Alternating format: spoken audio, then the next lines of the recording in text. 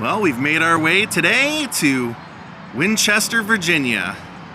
So if Winchester sounds familiar to you, it might be because a little bit of a Civil War history, Stonewall Jackson's headquarters, or it might be because of a woman that was born here named Virginia Hensley. She grew up being known as Jenny, and we would come to know her as one of the greatest singers in the world of all time, the wonderful, the great Patsy Cline. Daze with Jordan the Lion, it begins right now.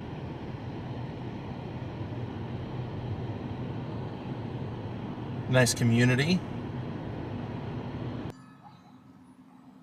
And here's the street she lived on. And that was the house.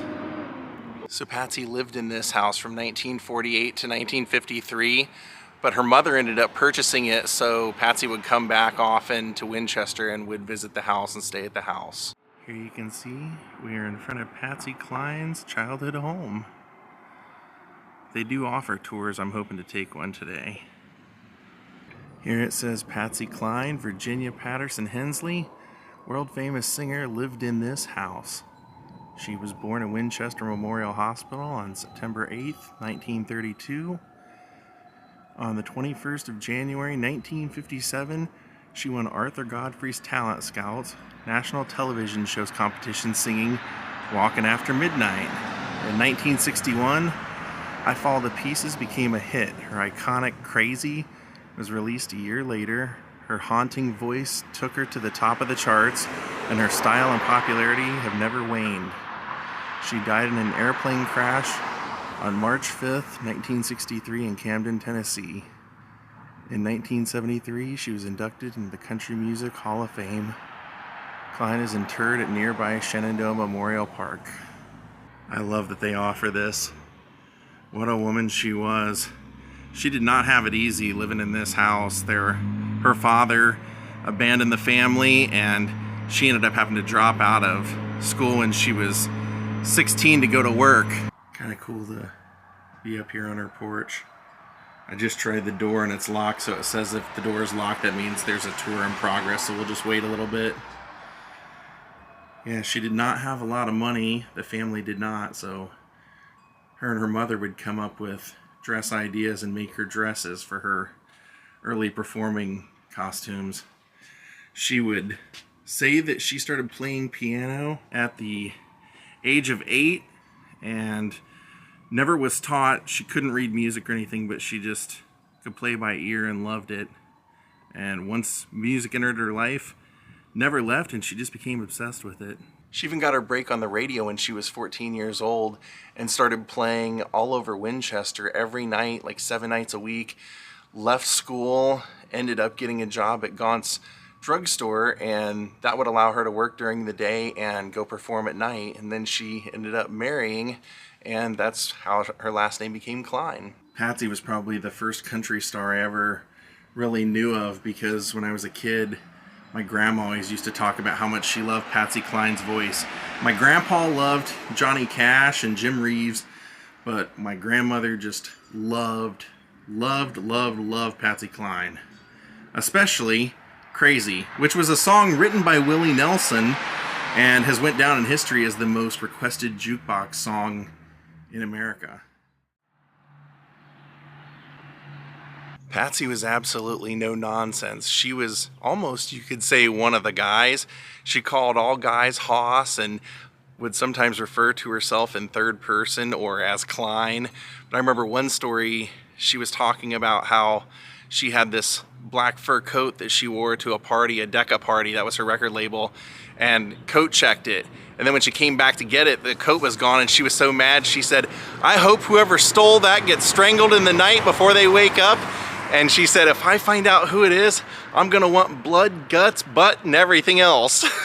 Her first hit was indeed Walkin' After Midnight. She didn't even really at the time think it was anything special. She just thought it was like you know, just a pop song basically. But then, as we know, her hit I Fall to Pieces was really, really what set the world on fire to Patsy Cline. That, and she was an amazing performer. When she performed live, she would, you know, really get into it. She'd get out in the crowd and dance with the crowd and everything. She really got people worked up. But that song, I Fall to Pieces, that was written by Hank Cochran and Arlen Howard in Arlen Howard's garage. They had turned it into a den. And when he wrote it, his wife Jan Howard was a singer, and she came out and she said, "That's my song. That is great. We got to record that. That is my song." And she said, when I heard it, I knew that was my song. And 2 days later, he came home and said, "Well, honey, you know who's going to record I Fall to Pieces?" She said, "I am." He said, "No, Patsy Cline's going to." She said, "I was heartbroken." And then he said, "You know, it's better for our family. Think of how many records you'll sell and think of how many she'll sell. It's just better for our career if she does it." And they were right, because when Patsy Cline did a song, they used to say that was the end all be all of the song. It didn't matter if someone else had made the song famous long before her. Once she did it, that became her song. Even on a Hank Williams song, he made Lovesick Blues famous, and she redid that, and that became her song. But she was also extremely classy and had a lot of intestinal fortitude, because there'd be times where her record label would send her songs, you know, someone else's record, and say, "Hey, learn this song because we're going to record it." And she would go to that artist sometimes and ask them, you know, were you going to release this, or what was the plan for this? And they'd say, "Yeah, we were going to release it as a single." She'd say, "Well, they sent it to me. I'm not going to do that. I'm not playing that game.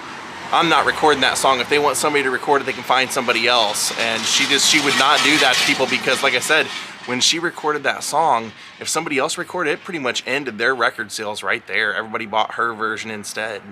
I don't know if they'll allow me to film anything inside or take photos or what, but whatever I can do, I'll show you. Well, bummer, I just called, and it says on their answering machine that they're closed for the season. But I noticed on this memorial walk out here some pretty familiar names. Take a look. There's Gaunt's Drugstore, that's where she worked. And that's her name, Virginia Hensley Dick. After she got rid of her first husband, she married Charlie Dick, and that was her last name. There you have Charlie. Well, since the house is closed for the season, at least for now, let's go see some other things here in town. And we'll come back and take this tour when it reopens.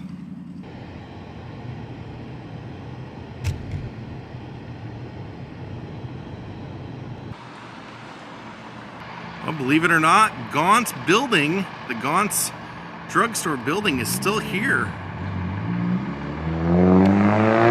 Unfortunately, it looks like they've done a complete renovation. They're trying to rent it out for office space, but they used to have a full-on Patsy Cline shrine inside there, and it was still a drugstore up till about 10 years ago. There's another angle of it. The original sign would have originally been right there. Found an old picture to match it up. So the original sign that was once up here, I believe that's in the Patsy Cline Museum in Nashville.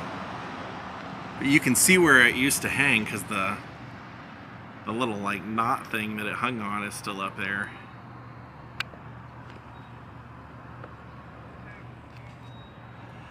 Now, at the time that it was kind of the shrine, about 10 years ago, they had a big cardboard cutout of Patsy right here. So this is where she worked, one of her first jobs. Oh, they even removed that. They used to have like the druggist, like RX kind of thing there. And that would have been the original entrance style. She worked here as a soda jerk in 1950 and 51.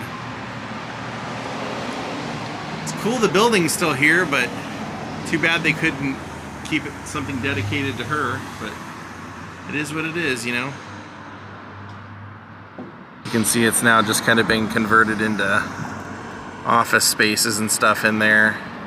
But the soda jerk, soda fountain, everything was in the back of the store at the time, back there. I've heard good things about a local eatery over here we're gonna go to.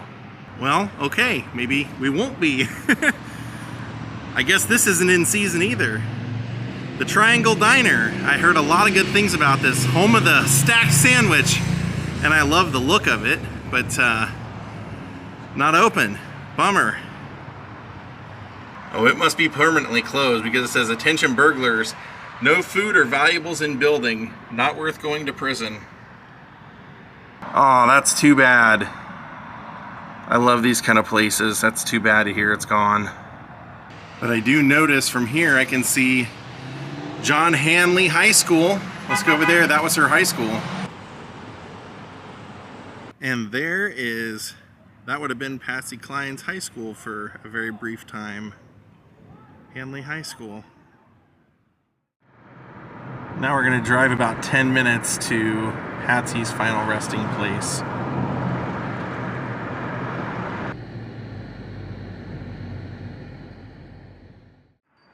Here you can see we've arrived at Shenandoah Memorial Park, and they've actually named this the Patsy Cline Memorial Freeway, and the entrance is also dedicated to Patsy. This entrance is dedicated in remembrance of Patsy Cline, one of America's best beloved singers, by her husband Charles Dick, their children Julie and Randy, and her family in 1963. At the time of her death, she was only 30 years old. Alright, we're on the right track. Looks like she's right over here, close to this tree. That actually helps. So like I said, it's right here beside this tree. Look for this bench, and right here is the very, very modest grave of Charlie Dick and Virginia Hensley Dick Patsy Cline. Look how many people come out and visit her. All those coins and all the arrangements and flowers. It says, death cannot kill what never dies. Love. Charlie was extremely supportive of her career. Very, very supportive, very hands-on. In fact, he helped her find Crazy. When he heard it, he heard Willie Nelson. Actually, Willie was going by Hugh Nelson at the time. He heard that song. He said, Patsy has to do this song. And went home and woke her up, made her mad, but said, you have to hear this. And then just, they played it over and over and over. Willie Nelson would even say that Patsy doing Crazy is the best version of his song anyone has ever done. Now, like I said, she was a phenomenal singer, but she almost believed it was by accident, what we would think is maybe like a God-given gift. She would say that when she was 13, she was hospitalized with a throat infection and had rheumatic fever. And she said that she developed a terrible throat infection during that time, and her heart even stopped beating. So she said they had to put her in an oxygen tent during that time. She said the doctors even would say that she almost didn't survive. But she said after a couple of days, when she came out, the fever had affected her throat, and that she said she all of a sudden had this booming voice like Kate Smith. How crazy is that? She ended up having a really great career once she got into the Grand Ole Opry. That was always her dream. Have some hit songs. She always knew she would have this career, but she wanted some hit songs and wanted to have a dream home for her family. And she just wanted to, she said, I don't want to be rich, I just want to be able to get by doing music. And she would have a wonderful career. She'd start working with Owen Bradley, and she had actually, I think, been invited to try to be a member of the Opry when she was 15 or 16, but didn't get in, and then in 1960 got in. So they would book her 26 weeks, or like 26 weekends out of the year.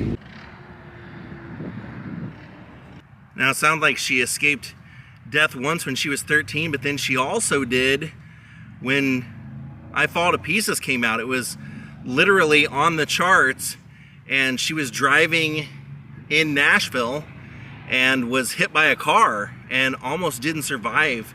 It did a lot of damage to her face, and she ended up having to have plastic surgery and taking a few months off to recover. And they really didn't know what would happen to her. And she even said after that, I'd be surprised if I ever ride in a car again. I was just looking around and noticed that I was kind of surprised that her mother isn't buried out here near her. I know they were extremely close because her father leaving the family when she was young, but also apparently her father, she told Loretta Lynn that her father had molested her when she was a child, and Loretta Lynn told her to take it to her grave, but her mother had her when she was 16, and Patsy would basically say that her and her mother were very, very close, a lot like sisters, so I'm kind of surprised that she's not buried right out here beside Charlie and Patsy. So sadly, it all ended for Patsy on March 3rd, 1963. She had been performing a benefit, like I said, it was for a man named Cactus Jack Call, who was a DJ. He was a disc jockey who had died in an automobile crash about a month earlier. So a lot of the country celebrities like George Jones and Cowboy Copus, Hacksaw Hawkins were performing this with Patsy to help raise money for his family. So after the show, she ended up staying in a hotel overnight and wasn't able to fly out when she was supposed to because the airport had fogged in. So she was offered a ride back to her home in Nashville, but it was a 16-hour drive and she didn't want to do it. She said, "Don't worry about me, Hoss. When it's my time to go, it's my time." She called her mother from the motel and checked out at 12:30, going to the airport and boarding a Piper PA-24 Comanche plane.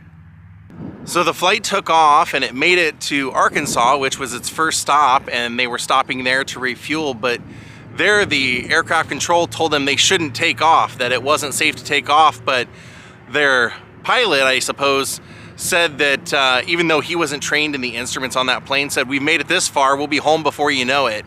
And next thing you know, there was a report of the plane missing, and a search party went looking where they had seen near Camden where the plane was going overhead of a field, and they eventually found the crash site. Patsy's wristwatch had stopped at 6:20. That was a sad, sad day in country music. Everyone loved Patsy. Everyone that met her loved her, and only 30 years old with so much ahead of her. She had helped just about everybody. Anybody that came in her path, any women that were trying to break into country during those days when it wasn't really heavily accepted, she would help them. Loretta Lynn, Jan Howard, she was always there for people, and then she'd be ripped away at 30 years old, leaving behind her husband and children in the dream home that she had always wanted and decorated, who only got to live there a few months.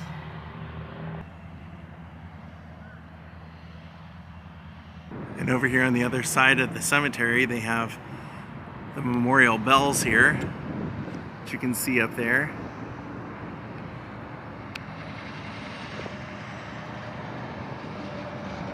And these bells have been dedicated, the bell tower, to the memory of Patsy.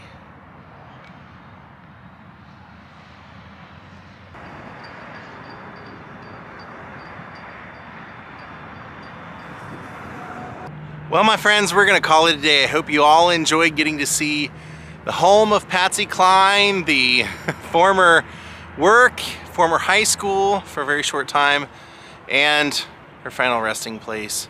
What a wonderful musician she was. What a wonderful voice she had. Unbelievable. Thank you all for watching. We'll see you all next time. Have a great time and a great night. Goodbye.